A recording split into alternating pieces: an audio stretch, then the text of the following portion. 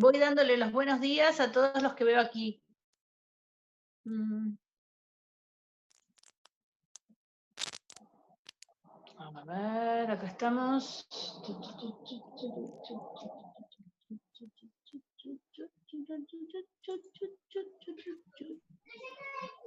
Hola Hola, María, Aman, buen día, ¿cómo estás?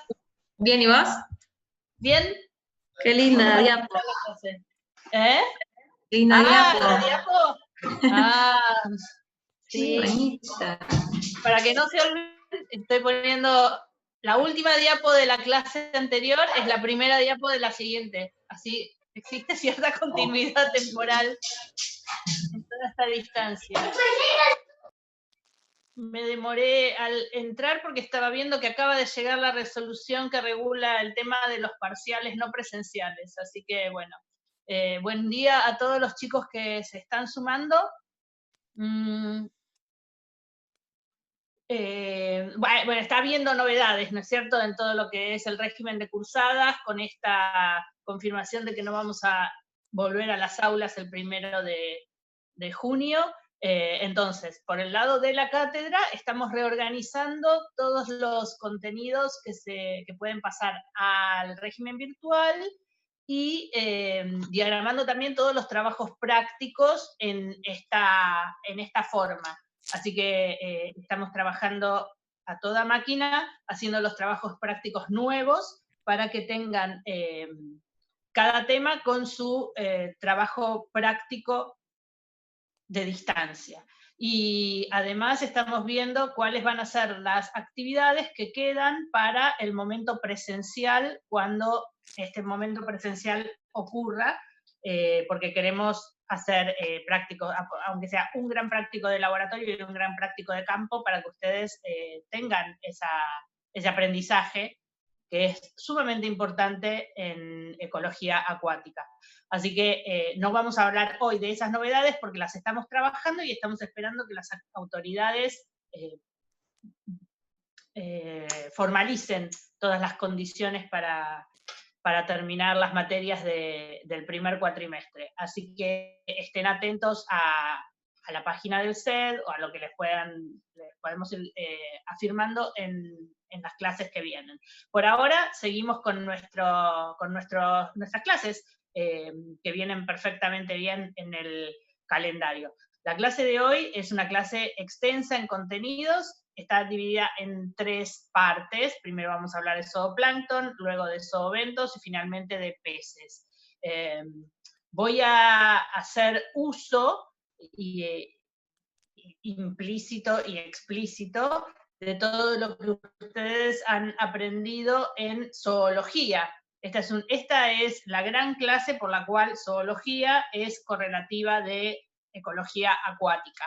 Vamos a hacer un rápido repaso de lo que tiene que ver con no se me está enganchando, ahí estamos, con las características biológicas de los distintos grupos de animales acuáticos. Eso es un rápido repaso y los invito a desempolvar sus apuntes de zoología y sus libros y todo, porque cómo funcionan los seres vivos acuáticos es importante recordarlo a la hora de ponerlos a trabajar en el ecosistema. Así que repasen todo lo que han aprendido sobre invertebrados acuáticos y peces en zoología. ¿Cuáles son las cosas importantes? Las van a ir viendo hoy a lo largo de la clase porque las repasamos, pero todo lo que es necesario saber, bueno, no lo voy a dar yo en detalle porque ustedes tuvieron el curso de zoología. Así que, bueno, empezamos la clase, que es bastante extensa. Así que ya estamos casi todos, somos 23. Adelante entonces. Tin, tin, tin, tin, tin. Bueno, aquí estamos.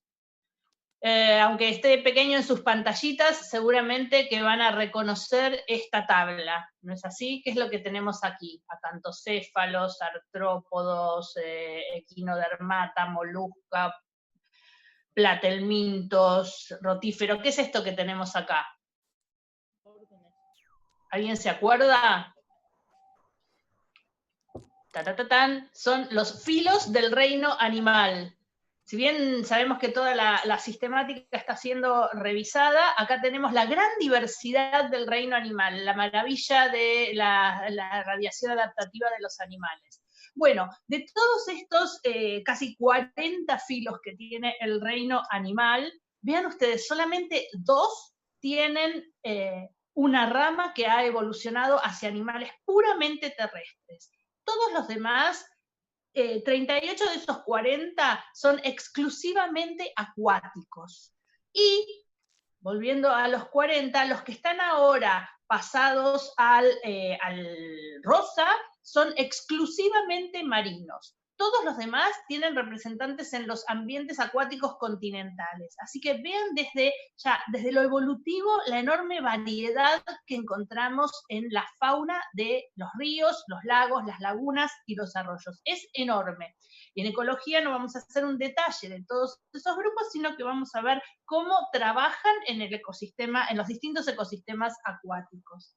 Así que la clase de hoy, en la primera parte, va a estar centrada en la continuidad de la cadena trófica principal de las aguas abiertas. La clase pasada vimos el fitoplancton, hoy vamos a dedicarnos en primer término y por más tiempo al zooplancton.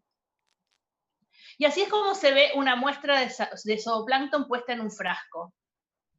Se los presento para que lo tengan visto y presentes en sus cabezas, porque durante toda esta primera hora larga de la clase vamos a estar hablando de bichitos como estos, ¿sí? Acá tenemos casi todas dafnias nadando por allí, pero bueno, tenganlas presentes en su cabeza, porque de ellos vamos a estar hablando. El zooplancton es el primer nivel de consumidores en las aguas abiertas. Y por eso para nosotros es un grupo sumamente importante. Está compuesto por animalitos de distinto tipo. Crustáceos, en primer lugar los mencionamos porque para nosotros son los más importantes. Crustáceos como los que vemos aquí. A la izquierda de la pantalla un copépodo y a la derecha de la pantalla un cladócero. También hay rotíferos, un filo diferente y bastante particular de animalitos muy pequeñitos que forman parte del zooplancton. También en el zooplancton encontramos protozoos. De hecho, los protozoos del zooplancton son prácticamente estudiados como una categoría aparte, dada su importancia y su complejidad. Y también dentro del zooplancton hay larvas de insectos, como las que vemos aquí pequeñas en esta figura, y también larvas de peces. El ictioplancton es el conjunto de peces recién eclosionados y que son tan pequeñitos que pese a que tienen natación propia, como de hecho todos estos animalitos lo tienen, forman parte del plancton porque las aguas tienen más fuerza en sus movimientos y por lo tanto los arrastran. En cuanto a la diversidad en número de especies del zooplancton en los ambientes acuáticos y sobre todo en los lagos, el principal predictor, es decir, la variable que más influye en el número de especies de zooplancton en un lago es su superficie. El área, la cantidad de kilómetros cuadrados o hectáreas de un lago, como tenemos en este eje X, es el principal predictor del número de especies de un ambiente, probablemente relacionado con la posible diversidad, más profundo, menos profundo, distintas masas de agua, temperatura, equilibrio y demás, como vamos a ir viendo a lo largo de la clase. Muy bien, el zooplancton está compuesto por animalitos pequeñitos. Este es el espectro de tamaños que habíamos visto para el fitoplancton. ¿Se acuerdan ustedes? Más o menos entre 2 y 200 micrones. Bueno, cambiamos la escala para hablar del zooplancton porque estamos hablando de organismos de 1 o 2 órdenes de magnitud más grandes. Ya llegamos al tamaño de centímetros. Por ejemplo, los rotíferos, que yo recién había mencionado, andan aquí alrededor de, cada uno con su campanita de Gauss, 0,2 milímetros, 200 micrones. Acá tenemos un ejemplo. Y a este grupo, rotíferos y nauplis de copépodos juveniles de primera instancia de los copépodos, los llamamos microzooplancton. Luego tendríamos un grupo que anda en sus tamaños más o menos alrededor de 0,3 milímetros y 2 milímetros, formado principalmente por cladóceros y copépodos adultos. A estos algunos autores los llaman mesozooplancton, y nosotros en general tomamos la línea de otros autores que los llaman directamente, este es el macrozooplancton. Y finalmente, larvas de insectos y algunos pequeños camarones, que forman parte también del plancton, formarían el macrozooplancton, con tamaños ya que van en el orden de los centímetros. Perdón, recién dijiste que los otros también se les decía macrozooplancton. Sí, depende del autor. Hay algunos autores que a estos tres grupos los llaman hice clic. Micro, meso y macro, y hay otros autores que dicen, el micro es rotíferos y nauplis, ahora vamos a hablar de los nauplis, macro es cladóceros y copépodos en general, y dejan en una categoría como aparte a los más grandotes que tienen otra dinámica, que son los larvas de insectos como este Caoborus que vemos acá, y camaroncitos del género Mysis. Y lo que habíamos agregado es entonces, los protozoos están mucho más corridos hacia la izquierda en el espectro de tamaños, porque son unicelulares. Acá tenemos una comparación de tamaños entre organismos del fitoplancton que veíamos la clase pasada. Aquí tendríamos una pequeña alga verde, aquí tenemos una gran alga verde, un Cedesmus acá, una clorela aquí, y aquí tenemos dibujado un rotífero. Ven ustedes que le duplica el tamaño por lo menos, y vemos acá delineado la cabeza de un cladócero, que es bastante más grande entonces que el fitoplancton del cual se alimenta. En esta foto de acá, lo que vemos, comparación de tamaño dedo, son larvas de peces recién eclosionadas. Acá hay baby peces. Cada uno de estos puntitos es un huevito recién nacidito de pez. Por supuesto tiene su enorme potencia nadadora, pero no tiene ninguna fuerza al lado de olas y corrientes y por lo tanto forma parte del ictioplancton. Todos ellos son prácticamente transparentes. Vean ustedes estos de aquí. Acá tenemos unas dafnias nadando en el agua. Hay algunos acúmulos de algas. Y la dafnia tiene todo su cuerpo transparente. Solo vemos el ojito y el contenido gástrico, el contenido del estómago intestino. Acá tenemos un juvenil de copépodo, también transparente, y un rotífero. Todos transparentes porque transparente es el camuflado del agua. ¿Se acuerdan ustedes que dentro del fitoplancton habíamos separado holoplancton y meroplancton? En el zooplancton también hay algunos organismos que están presentes a lo largo de todo el año, los copépodos, por ejemplo, y otros que forman parte del meroplancton, los que encontramos en alguna temporada, frecuentemente primavera, verano, pero el resto del año lo pasan como alguna forma de resistencia en los sedimentos, y por lo tanto entonces forman parte del meroplancton. Bueno, el zooplancton es un grupo muy grande y variado de animales. Sin embargo, cuando hablamos del zooplancton en su conjunto, lo consideramos como, en su forma de alimentación, suspensívoros. ¿Qué quiere decir suspensívoros? Que se alimentan de partículas en suspensión. Las partículas en suspensión, independientemente de su naturaleza, reciben el nombre de cestón. Y como la mayor parte del zooplancton se alimenta a través de algún tipo de mecanismo de filtrado, entonces capturan todas estas partículas y las engullen, independientemente de si son algas del fitoplancton, si son partículas de materia orgánica en suspensión, si son bacterias, si son protozoos, agarran y comen. Así que actúan como conjunto como el nivel de los herbívoros de las aguas abiertas. Son los herbívoros del fitoplancton.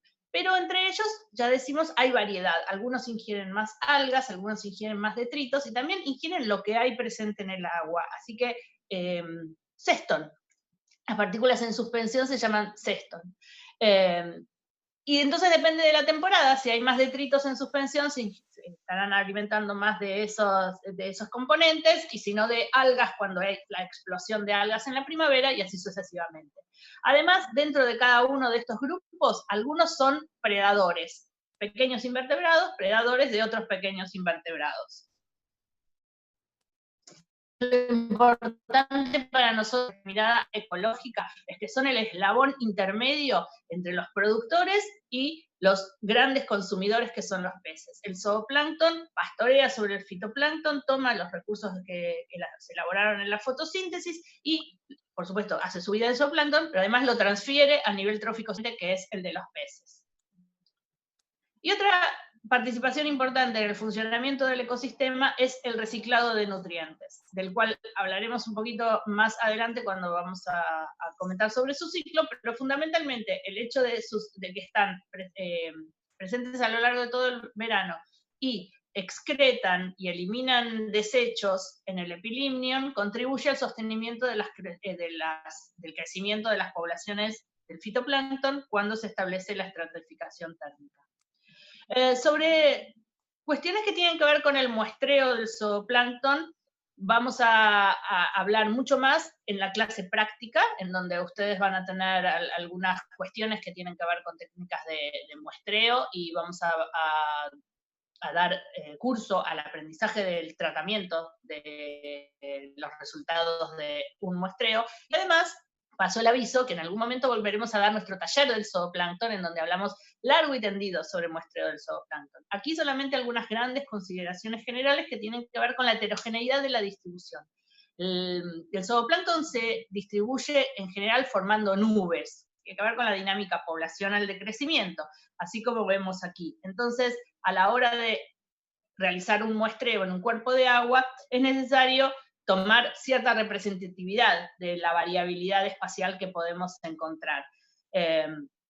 Y respecto de la distribución en la vertical, también es heterogénea, y por lo tanto la toma de muestras tendría que apuntar a un estrato en particular conocido, o si no, barrer toda la columna de agua.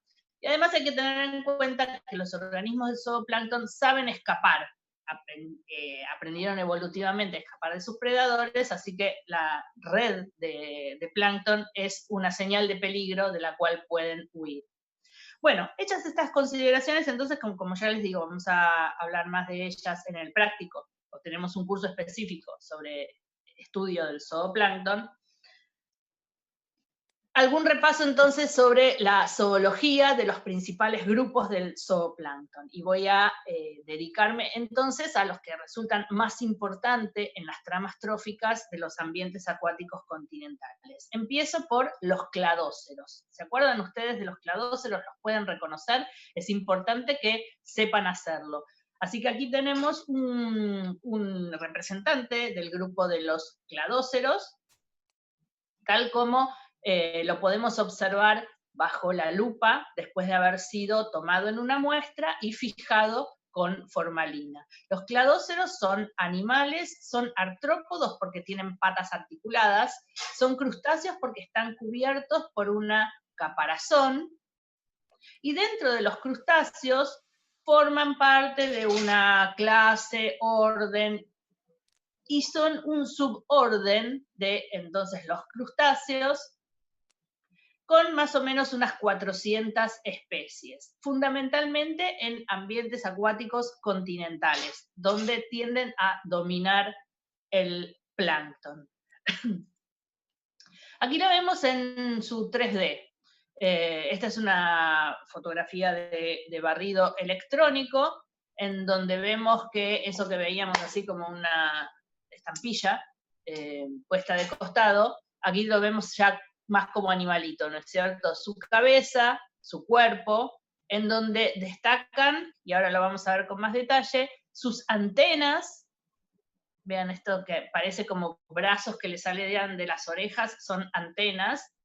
Recordemos tengan presente cuando vemos estos diagramas, cómo es el esquema básico de un invertebrado, ¿no es cierto? Con los segmentos corporales, con la cabeza con antenas, con todo el aparato bucal y demás. Entonces acá destaca su cabezota, sus antenas, y las patitas que vemos acá, bastante modificadas porque cumplen una función distinta de la locomoción. Volvemos al esquema de anatomía y entonces acá vemos su cabeza en donde destaca un ojo compuesto que le permite detectar dónde está la luz, de dónde viene y por lo tanto orientarse. Y después organiza su cuerpo, como en todos los animales, el tracto digestivo, que lo vemos aquí. Acá estaría la boca y acá está el tracto digestivo, que termina acá. Hacia el lado de la espalda podemos identificar, bueno, el corazoncito y siempre los huevos que carga atrás de la espalda y dentro del caparazón. Aquí. Y para el lado ventral, las patitas con sus sedas que conforman un aparato filtrador, porque el cladócero se alimenta generando una corriente que trae sestón que queda retenido en estas sedas de las patas. En la cabeza entonces tenemos, como casi todos los invertebrados, dos pares de antenas, por lo menos todos los artrópodos, dos pares de antenas. El primer par de antenas está modificado y forma parte de la percepción sensorial de la boca o del extremo apical de la cabeza. El segundo par de antenas está modificado, desarrollado para la natación, siendo que sus patitas están abocadas al filtrado, por lo tanto a la alimentación, se han transformado en natatorias las antenas. A ver si tengo que decir algo más acá, me parece que no. Lo vemos de vuelta en el 3D y entonces acá de vuelta su cabeza con su ojo compuesto, las antenas, vean qué potentes que son, esto le permite nadar al cladócero. Y acá entonces las patas, 1, 2, 3, varios pares de patas, con pelitos y sedas que conforman un aparato filtrador para retener detritos, fitoplancton, bacterias, protozoos, que van a ser su alimento. Los cladóceros son muy diversos y tenemos algunos componentes frecuentes de encontrar en las muestras de zooplancton de lagunas y de lagos, como por ejemplo aquí tenemos un representante del género Bosmina, acá lo vemos en 3D, a esta pequeña Bosmina, vean ustedes qué divertidas que son sus antenas y su rostro.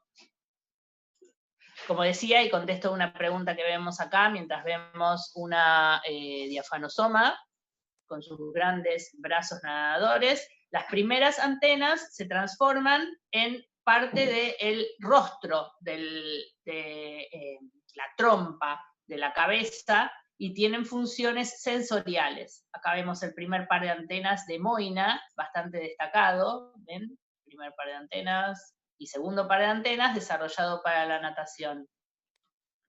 Y aquí vemos una Seriodafnia, todos estos cladóceros del plancton. Otros miembros del grupo de los cladóceros no son tan del plancton, sino que suelen estar en el ambiente litoral, más bien refugiados entre las macrófitas sumergidas, como vemos aquí Alona y Chidorus. Ven ustedes que tienen esta caparazón, como todos los cladóceros, pero esta se la ve atacheada, es decir, adherida a una hoja de planta. Estos son más propios de la zona litoral, en tanto estos son bien planctónicos. Dentro de los cladóceros también hay algunos que no son tan suspensívoros, fitoplanctófagos y detritívoros, sino que son cazadores, como estos que vemos acá, Leptodora y Polyphemus. Son cazadores de otros cladóceros u otros zooplanctontes más pequeñitos. Estos han casi perdido su caparazón, que les es mucho lastre para nadar, La reina del zooplancton y la reina de los cladóceros es indudablemente Daphnia. Este género de cladóceros que debido a su mayor tamaño con respecto a los demás, estamos hablando de 0,5, 0,7, Moina capaz que llega a 0,6, Seriodafnia es un poquito más grande y alguna podría llegar al milímetro. Daphnia puede llegar al milímetro, 2 milímetros, 2,8 milímetros. Así que es bastante más grandota que los demás cladóceros planctónicos. Esto le da una gran capacidad de ingesta y por lo tanto tiene un impacto importante a la hora de su acción como herbívoro. Vemos acá un poco más claro en esta fotografía lo que decíamos. Acá tenemos su cabeza, acá está el tracto digestivo, y acá hacia la espalda 3 huevitos que están madurando. Cladóceros tienen la mayor parte de los ciclos que se dan a lo largo de la temporada de crecimiento, primavera y verano, en régimen partenogénico. Partenocárpicas son las plantas. Partenogénico. Son todas hembras diploides que dan lugar a tal vez unos... pueden ser entre 20 y hasta 100 huevos que se reproducen en régimen partenogenético. Hembras que dan lugar a hembras idénticas genéticamente. Cuando se acerca el final de la temporada o cuando hay alguna crisis ambiental, crisis ambiental para la supervivencia de la población de cladóceros, como puede ser, se acerca el fin del verano, o hay una desecación en la laguna en que están viviendo, un cambio de salinidad. Entonces, acá, se forman huevos haploides y también machos que por apareamiento entre estas hembras haploides y los machos dan origen a un huevo especial, producto del entrecruzamiento sexual, y que además tiene una protección mayor y que puede resistir la inclemencia o del invierno o incluso la desecación precipitado en los sedimentos, con una gran tolerancia al estrés de deshidratación o del frío. Y esto permite entonces que la variabilidad sexual tenga éxito a la hora de recolonizar el ambiente en la temporada siguiente. Estos huevos sexuales, que se llaman efipios, entonces son la instancia de resistencia, y que cuando vuelven a darse las condiciones óptimas, dan lugar a nuevas hembras que van a pasar el ciclo del verano en reproducción partenogenética. Podemos tener unas 10 generaciones a lo largo del verano, hasta que finalmente la última es sexual y entra entonces en este entrecruzamiento que da más chances para la supervivencia en la temporada siguiente. Acá vemos un efipio y Daphnias bebitas recién nacidas, siendo que en otras instancias, también durante las generaciones partenogenéticas, los huevos pueden directamente madurar dentro de la caparazón de la madre y ya salir de su cuerpo como animalitos eclosionados.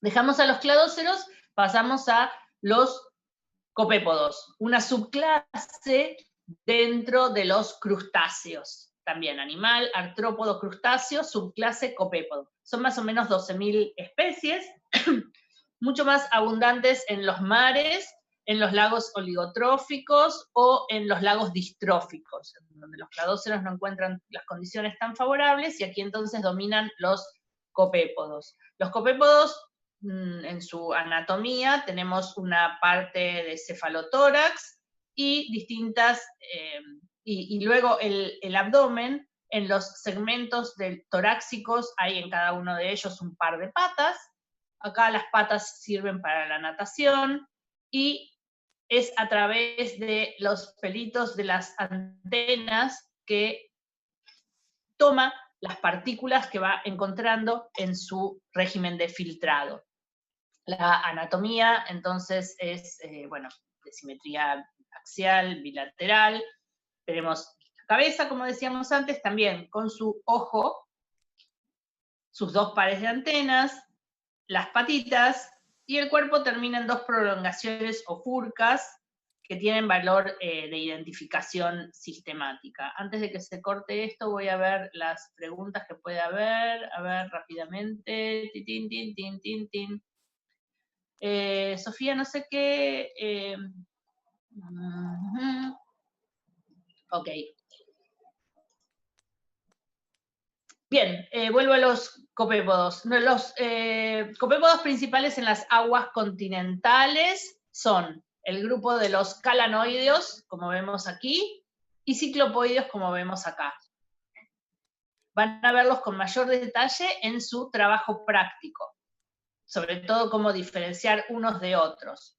En lo que hace el funcionamiento ecosistémico, es importante recordar que los calanoideos son principalmente herbívoros, en tanto los ciclopoideos son cazadores raptores, es decir, van al ataque y predan, capturan presas que son zooplanctontes más pequeñitos. Yo lo que dije, hagan de vuelta la pregunta esa de Oligo o Eutro que está pasando por ahí, así la clarifico, porque veo pasar algunas cosas y nunca vi la pregunta original. Ok, entonces, copépodos, calanoideos y ciclopoideos. Un calanoideo puede tener hasta 2 milímetros de longitud, un ciclopoideo también, los grupos más grandes. Arpacticoideo es el tercer grupo de los copépodos, pero los dejamos a un costadito porque son más bien bentónicos. En tanto, copépodos, calanoideos y ciclopoideos son bien planctónicos.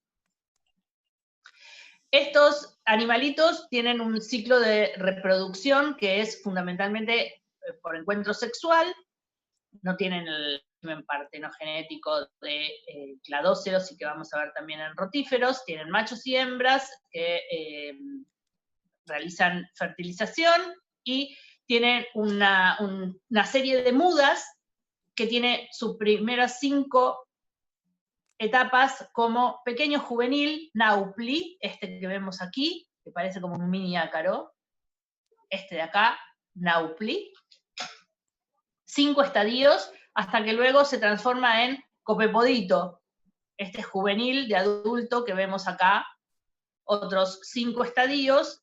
El último puede entrar en diapausa de resistencia y emerge entonces como adulto en la primavera, porque tienen una generación anual los copépodos.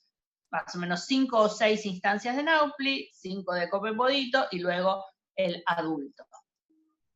Los copépodos son mucho más variados y también hermosos en el ambiente marino, en donde dominan largamente el plancton. Hay muy pocos cladóceros marinos, solamente encontramos en el plancton copépodos, que son mucho más variados, numerosos, y muchas de las especies son parásitos de los peces, son patógenos, me sale, sí, provocan enfermedades parasitarias en peces, así que también tienen su interés en lo que es la acuicultura, porque pueden provocar problemas serios. El tercer grupo importante de organismos del zooplancton es el de los rotíferos. Rotífero es un filo aparte, es un gran grupo de animales, tiene más o menos unas 2000 especies, la mayor parte de ellos son sésiles, es decir, tienen un pie que los ata a una roca, a los sedimentos o más bien a las plantas sumergidas. Casi todos son herbívoros, pero también hay algunos que son carnívoros, raptores, predadores de otros rotíferos. Voy a tratar de terminar rápido en este minuto que me queda toda la descripción para que arranquemos la segunda parte, el segundo enganche, con el tema siguiente. Aquí entonces, rotíferos, vemos acá. En su anatomía, bastante particular, cuesta entender a este barrilito como un animal, ¿no es así? Tratemos de entenderlo. Aquí tenemos la cavidad bucal, y entonces acá, en el fondo de la cavidad bucal, unas estructuras bucales sólidas, que son las maxilas, trofis y mástax, que son las partes del aparato bucal del rotífero. Todo desemboca en el estómago. Rotífero se caracteriza por una corona de cilias, aquí, que como parece que girara, de ahí deriva su nombre de rotífero o rotatoria. Acá vemos algunas maxilas en aproximación electrónica. Son bastante poderosos. El aparato bucal de los rotíferos es muy resistente a la descomposición, forma parte del depósito sedimentario